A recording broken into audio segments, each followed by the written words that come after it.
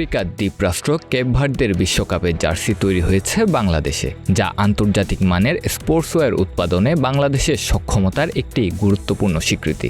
এনবিআরের তথ্য অনুযায়ী চলতি বছরের প্রতিষ্ঠানটি কেপ ভার্দেতে 12,553টি জার্সি, শার্ট ও জ্যাকেট রপ্তানি করেছে।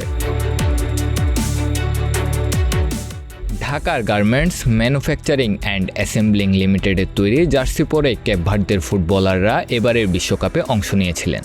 প্রতিষ্ঠানটি শুধু কেপ ভার্দের জন্যই নয়, লেবাননের নারী জাতীয় দল, সার্বিয়া এবং ত্রিনিদাদ ও টোবাগো জাতীয় দলের জন্য স্পোর্টসওয়্যার সরবরাহ করেছে।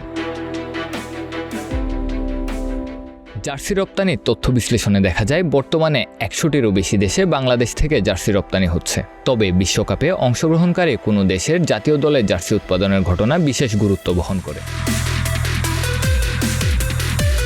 জাতীয় রাজস্ব বোর্ডের তথ্য অনুযায়ী 2025-26 অর্থবছরে বিশ্বের 109টি দেশে বাংলাদেশ থেকে মোট 61,49,49,403টি জার্সি রপ্তানি করা হয়েছে। এর শুল্কায়ন মূল্য প্রায় 36,958 কোটি টাকা।